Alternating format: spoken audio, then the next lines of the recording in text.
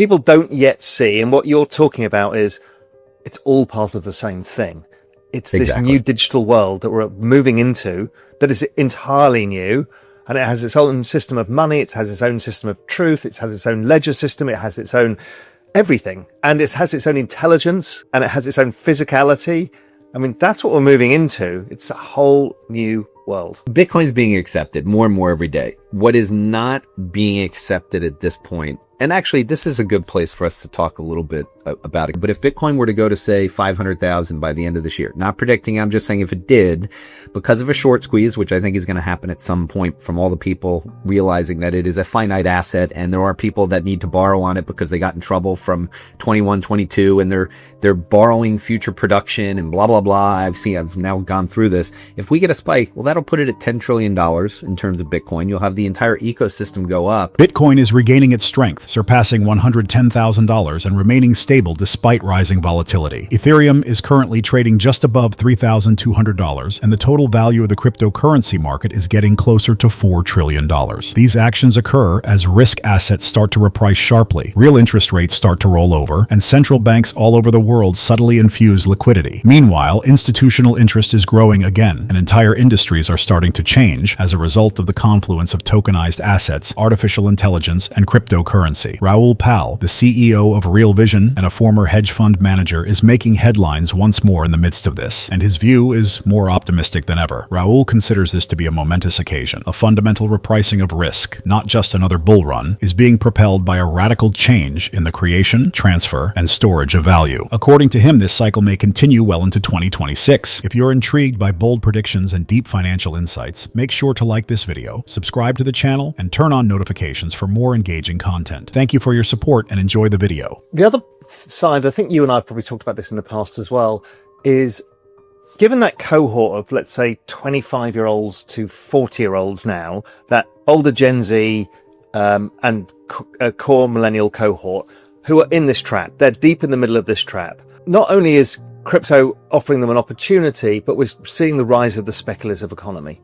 And we're seeing it in prediction markets. We're seeing it, the rise of Robinhood. Robinhood's growth is extraordinary, what's going on, as people are realizing that speculation is somewhat warranted because they have no other way around it.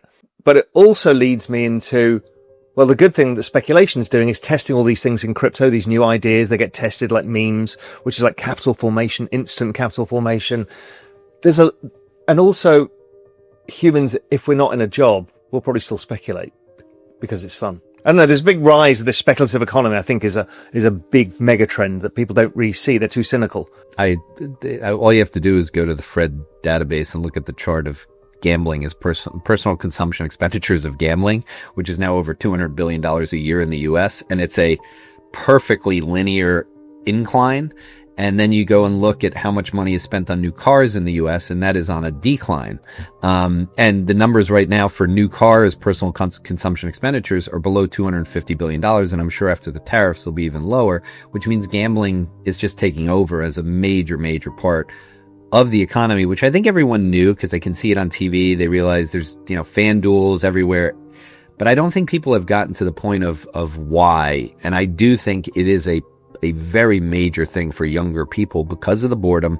It's a form of education. They view experiences completely different than we did. And at least they have a chance of getting money, where if they spend money on an expensive dinner, it's just lost. And so I do think crypto falls into that. I do think needing real-time information, real-time pricing, doing things when you want, it all fits in with a faster world and settlements of money, everything. So I do think it's a representation that the world is getting faster and that matches AI. But I also think it gets into the boredom and the anger that people are having towards not being able to enjoy their lives the way they would want.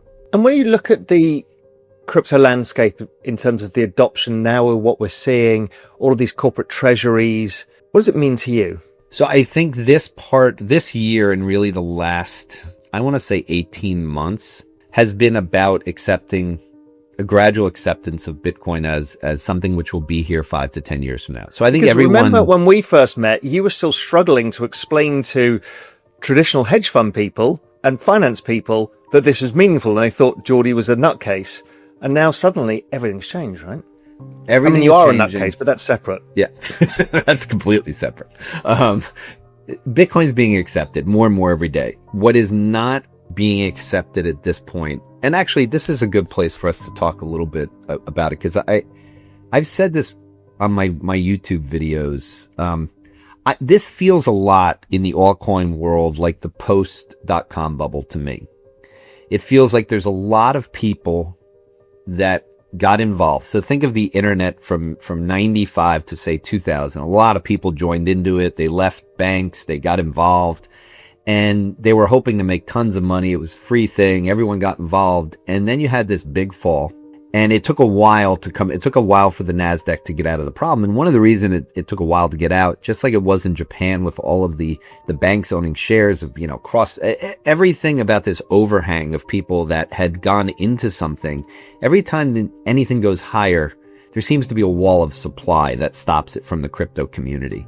Now we've got circle enthusiasm. So we've got people focus a little bit. You got Coinbase back up to the highs. So I'd say the traditional finance world is getting a little bit more excited. Now you've connected, in the last week, you've connected, CoreWeave and Core Scientific. So now we're getting some of the Bitcoin miners back involved. All of a sudden, the traditional finance world is starting to see things. I have said publicly, and I will continue to see it until Ethereum breaks out. Because of the network effects on stablecoins, which I think is there. Until Ethereum breaks out, just another OG of one of this, and people start getting on board, I don't think we're going to have the kickoff to what I believe will be the end of the dot-com bubble overhang. And I think that's what we have in crypto from the 21-22 period. A lot of overhang. It seems like there's a lot of supply. And once we work through it, I still believe there's going to be a short squeeze in the entire space this year. Yeah, I think you're right. And the ETH breaking new highs is probably also Solana breaking new all-time highs, because it hasn't broken where it was. And that is a mass wealth generation event.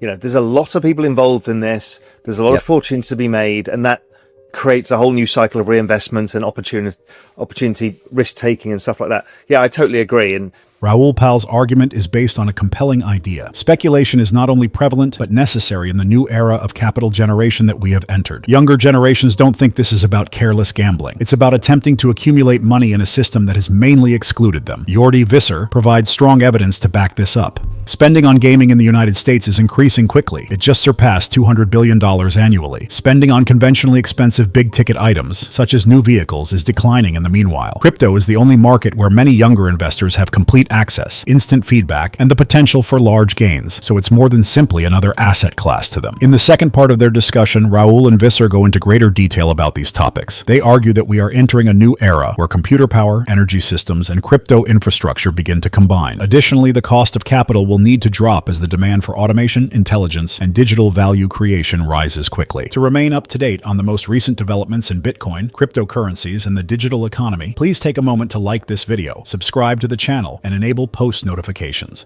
And also, to your point earlier, the middle American, the median person, has had their mortgages up here, their car payments up here, their credit card payments here. They're still like this, right? The stock market goes up, a bunch of rich people get richer, and sure, their pension plans might be going up, but that doesn't make a difference to their pocketbook. And the moment they start cutting rates, allowing rates to fall, people can refinance their mortgages and the money will flow. Yeah, I think what Trump is saying to everyone is the bet he wants to make is to move rates as close to zero as possible. And whether that's 2%, 1%, it doesn't really matter. I think the rate cuts that we did before were a normalization rate cut. So we overshot and then we moved them to a level where you can make the argument that, okay, now we're normal. The next rate cuts to me will be the actual rate cuts that we were expecting. That'll be the trigger for the business cycle. And it'll come at a time where I really do believe we are underestimating just how much build out is going to have to happen to deal with all this compute. The humanoids that are coming behind it, the full self-driving vehicles, the AI native phones, the battery needs. I mean, I've tried to explain to people in my writings with how much hardware is needed for the embodiment side. And I think you're seeing that in the semiconductors. I think semiconductors are the oil of this generation. Yeah. And they're breaking higher and they're broadening out. It's not just NVIDIA anymore. It's the analog names. And I think that's in preparation. So I would be using, and I have in the past, and I'm sure you have too, if you haven't seen this so far, the SOX relative to the NDX, it's having its best quarter in the last 25 years. And I think that's a kickoff phase because I think for a true business cycle scenario that you're talking about, semiconductors should outperform software, and that's what's necessary, and I think that's what started. In the end, where I get to in all of this is somewhere down the line, the marginal cost of electricity will go to zero. And therefore, you have infinite abundance of intelligence plus humanoids. And so what is money at that point? Well, now you're getting into the point. If I told you, and I'm not predicting this, although in the back of my mind, I've decided, I don't know if you've ever done this, I've decided not to predict publicly where I think Bitcoin's going to go. But I do think the second half of this year will be a explosive up move.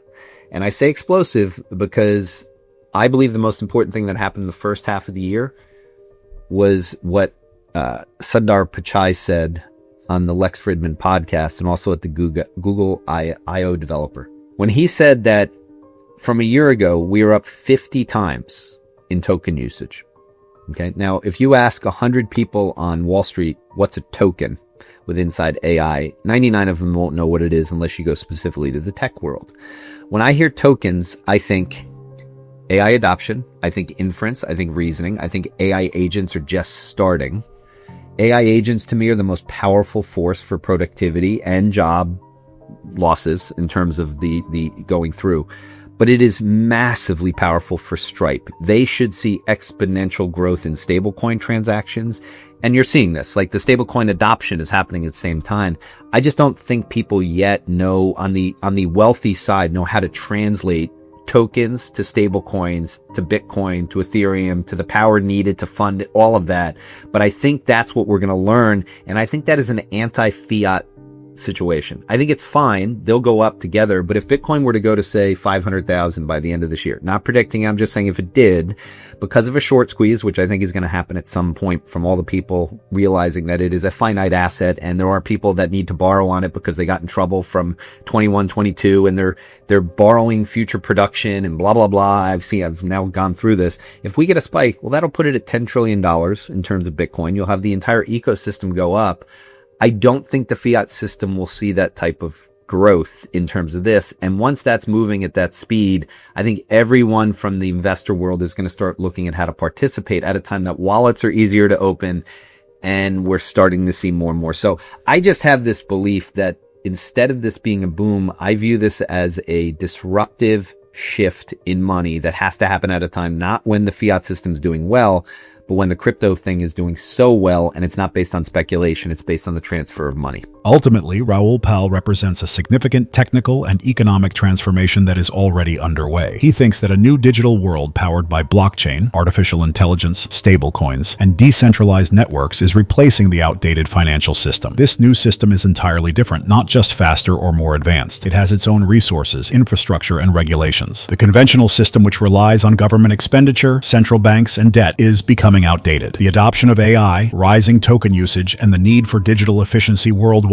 are driving the cryptocurrency industry's explosive growth while that system falters. This is more than just a market cycle, in his opinion. It's a profound shift to a new form of capitalism that values decentralized authority, innovation, and transparency. This change will accelerate as interest rates decline and capital becomes more affordable. More individuals will comprehend the interdependencies between energy systems, AI, Ethereum, and Bitcoin. Additionally, more money will enter this market as stablecoins and wallets become more accessible. Not because they completely understand cryptocurrency, but rather because they don't want to miss out. Wealthy investors who previously ignored it will start to come in. Raoul Pal's message is clear. We are living through a transition into a completely different world, not just another bull market, a future in which energy, data, and intelligence, rather than just money and debt, power the economy. And as that change proceeds, the boundaries between technology, society, and finance will become more and more unclear, bringing in a future for which few people are ready, but which is rapidly approaching. Remember to like this video, subscribe to the channel, and enable notifications if you thought his viewpoint was helpful so you don't miss any updates. We'd love to know what you think about the future of cryptocurrency markets, so please share your ideas in the comments section. We appreciate your time and hope to see you in the next video.